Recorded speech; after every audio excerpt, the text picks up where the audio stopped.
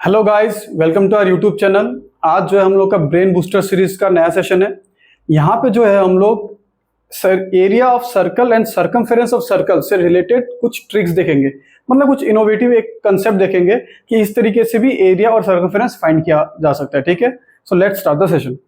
अभी देखो, आप लोग जानते हो कि एक सर्कल का सर्कमफेरेंस क्या होता है और एरिया क्या होता है। अगर एक सर्कल का सर्कमफेरेंस और एरिया पूछा जाए तो आप लोग दोनों का फॉर्मूला जानते हो क्या होता है।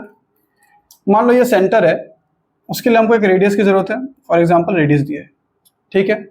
तो आप जानते हो सर्कमफेरेंस का फॉर्मूला क्या होता है। सर्कमफेरेंस का फॉर्मूला होता है 2 पाई आर और एरिया का फॉर्मूला क्या होता है, पाई आर स्क्वायर। अच्छा, एरिया क्या होता है और सर्कमफेरेंस क्या होता है। ये जो ब्लैक बाउंड्री है, इस बाउंड्री के ऊपर अगर आप रन करोगे, दौड़ोगे, so that will be your circumference. और एरिया क्या होगा, ये जो पार्ट एनक्लोज्ड है, ये वाला पार्ट को हम लोग क्या बोलते हैं, एरिया। ठीक है, जिनको नहीं पता उनके लिए। तो ये दो फॉर्मूले हैं। अब मैं क्या बोल रहा हूं, हम ना एक नया कॉन्सेप्ट सीखने वाले। यहाँ पे क्या होगा ना, एक स्टैंडर्ड सर्कल पहले बनाएंगे। एक स्टैंडर्ड सर्कल, एक स्टैंडर्ड सर्कल क्या है, मैं एक स्टैंडर्ड सर्कल बना रहा हूं जिसका रेडियस जो है ना 7 सेंटीमीटर है। तो ये मेरा ना एक स्टैंडर्ड सर्कल है।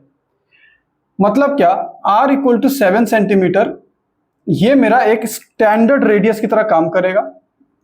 स्टैंडर्ड रेडियस, इसको मैं रेफरेंस की तरह यूज करूंगा, रेफरेंस की तरह, इसलिए मैं इसको स्टैंडर्ड रेडियस बोल रहा हूं। ठीक है, और इसका एरिया निकालते हैं।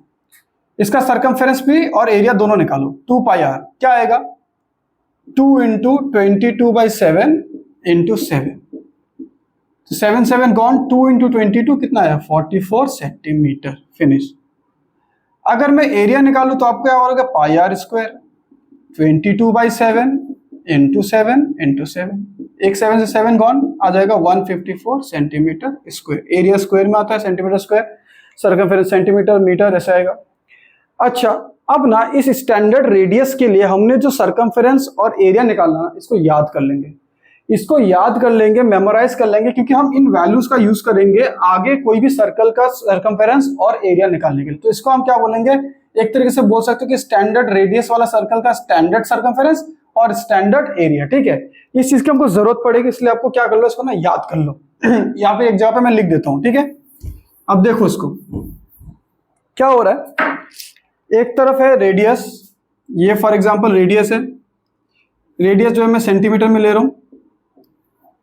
आपका सर्कमफेरेंस, उसको भी सेंटीमीटर में ले रहे हैं, और एरिया जो है उसको भी सेंटीमीटर स्क्वायर में ले रहे हैं। ओके, ये चीज ध्यान से देखना। अब क्या है, मैंने क्या बोला कि हमारे पास एक स्टैंडर्ड वैल्यू है विच इज 7, और इसका जो सर्कमफेरेंस आया था 44, और इसका जो एरिया आया था वो आया था 154 सेंटीमीटर स्क्वायर। ठीक है, ये स्टैंडर्ड है। अब आपको कोई क्वेश्चन दे दे कि क्वेश्चन दिया कि रेडियस जो है वो है 14 सेंटीमीटर, आपको बोला सर्कमफेरेंस की वैल्यू फाइंड करो और एरिया की वैल्यू फाइंड करो। तो ना आप इस रेफरेंस से निकालोगे, इस रेफरेंस से निकालोगे कि आपको क्या दिया है, रेडियस इस बार 14 सेंटीमीटर है, तो 14 सेंटीमीटर आप ना कंपेयर करो कि जो स्टैंडर्ड रेडियस है उससे ये कितना टाइम्स है। आए स्टैंडर्ड रेडियस से देखो 2 टाइम्स है, 2 टाइम्स है ना, तो सर्कमफेरेंस भी ना इसका 2 टाइम्स हो जाएगा। सर्कमफेरेंस भी इसका 2 टाइम्स हो जाएगा। 44 इंटू 2 विच इज 88। आपको समझ में आया, जो चीज रेडियस के साथ है 14 centimetre is nothing but 7 centimetre का डबल इंटू 2। तो जो चीज रेडियस के साथ होगा ना, सेम टू सेम चीज सर्कमफेरेंस के साथ आपको करना है। बट एरिया में क्या करना है, एरिया जब निकालोगे ना, तब आप ये जो टाइम्स आया, ये जो इंटू टू इसका स्क्वायर करके मल्टीप्लाई करोगे। एरिया में ना हमेशा स्क्वायर करके मल्टीप्लाई करोगे। तो 2 का स्क्वायर मतलब 4, तो आप 4 से मल्टीप्लाई करो, 4 4 जा 16, 6 1 60 61, तो क्या आ गया 616 सेंटीमीटर स्क्वायर। आया बात समझ में। अगर रेडियस, पहले रेडियस से कंपेयर करना है, रेडियस का डबल है, जो हमारा क्वेश्चन है r इक्वल टू 14 सेंटीमीटर के निकालो, तो इसका डबल है, इसलिए सर्कमफेरेंस भी उसका डबल हो गया। और एरिया जो होगा वो क्या होगा, उस रेडियस का जो भी टाइम्स है, जितना गुना है उस गुना का स्क्वायर, उतने टाइम्स का स्क्वायर से मल्टीप्लाई करना है एरिया को, स्टैंडर्ड एरिया को। अभी अगर एक क्वेश्चन और देता कि चलो आप रेडियस ना हटा दो, इसको हटाओ, इसके जगह पे क्या कर दो, r जो है 21 सेंटीमीटर ले लो, 21 ले लिया। अब आपको नेक्स्ट क्वेश्चन दिया 21। अगर आपको 21 दे तो आप देखो, पहले कंपेयर करो स्टैंडर्ड के साथ, मतलब 7 के साथ, कि 7 जो है, सॉरी 21 जो है वो 7 का कितना टाइम्स है। 21 जो है 7 का कितना टाइम्स है, तो आप देखोगे 3 टाइम्स है।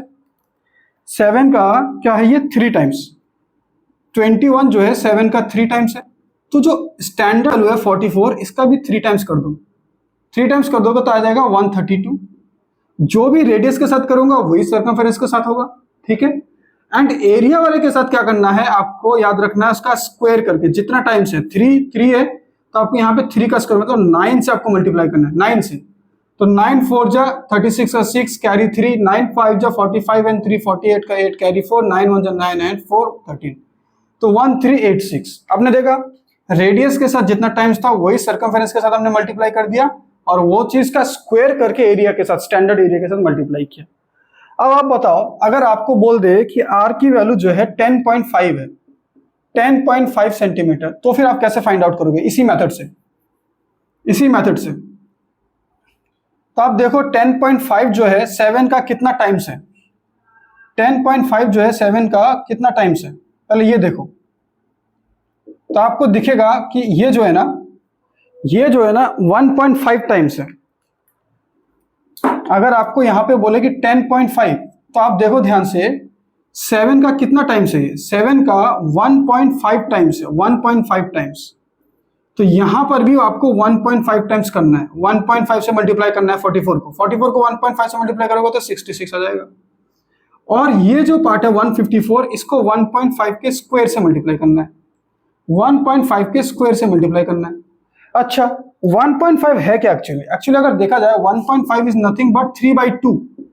तो 3/2 के साथ से आप देख सकते थे, 3/2 के हिसाब से, ठीक है। देखो जैसे 44 को अगर मैं 1.5 से मल्टीप्लाई करूं या 3/2 से, सेम रिजल्ट आएगा। 2 से कटेगा 22, 2 3 जा 6, 2 3 जा 6, 66। इसका मतलब 154 जो आपका है उसको आपको 3/2 के स्क्वायर से, मतलब समझ लो, जब एरिया फाइंड आउट करोगे तो 154 जो कि आपका स्टैंडर्ड वैल्यू उसका ये वाला 3/2 के स्क्वायर से मल्टीप्लाई करना है। तो 154 इंटू 9 डिवाइड बाई 4, इसको थोड़ा सा सिंप्लीफिकेशन करो, 277 एंड 9 7 63 370 डिवाइड बाई 2, इसको करोगे तो कितना आएगा 351.5। तो ये वाला रिजल्ट आ जाएगा 351.5, 351.5। आया बात समझ में? तो इस तरीके से ना, आप अगर 7 के मल्टीपल में आपको कोई रेडियस मिल रहा है, 7 के मल्टीपल में अगर आपको कोई रेडियस मिल रहा है ना, तो आप स्टैंडर्ड वैल्यू को इनटू करके ही, मल्टीप्लाई करके ही आप कोई भी एरिया और सर्कमफेरेंस फाइंड आउट कर सकते हो। स्टैंडर्ड वैल्यू को सिर्फ मल्टीप्लाई करके, स्टैंडर्ड वैल्यू मतलब कि मैंने स्टैंडर्ड वैल्यू क्या बनाया, 7, 44 और 154, इसको आप डायरेक्टली मल्टीप्लाई करने से ही आपको क्या मिल जाएगा, डायरेक्ट आंसर मिल जाएगा। कितना इंटरेस्टिंग हुआ, या कितना सारा कैलकुलेशन आपका बचा। आई होप कि आपको समझ में आया होगा कि किस तरीके से ये सारी चीजें हो रहा है। आपको यहाँ पे एक और वैल्यू ले लो, चलो एक लास्ट वैल्यू कर लेते हैं जिसको समझ में नहीं आया।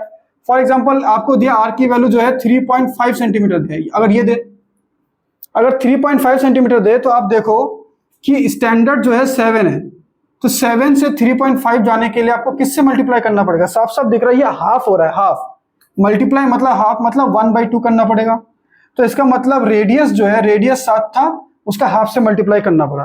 तो सर्कमफेरेंस कितना था, सर्कमफेरेंस कितना था, हम लोग का स्टैंडर्ड सर्कमफेरेंस है 44, तो 44 को भी किससे मल्टीप्लाई करना पड़ेगा, हाफ से मल्टीप्लाई करना पड़ेगा। तो क्या बन जाएगा 22। और एरिया की बात आएगी, जब एरिया की बात आएगी, स्टैंडर्ड एरिया कितना है 154, इसको क्या करना पड़ेगा 1/2 के स्क्वायर से मल्टीप्लाई करना पड़ेगा। 1/2 का स्क्वायर मतलब 1/4, तो 4 से करो डिवाइड, 4 से करो डिवाइड, 2 से कर दो पहले, 2 जा 2 7 7, ठीक है, और फिर 2 से डिवाइड करोगे तो कितना आएगा 38.5 सेंटीमीटर स्क्वायर।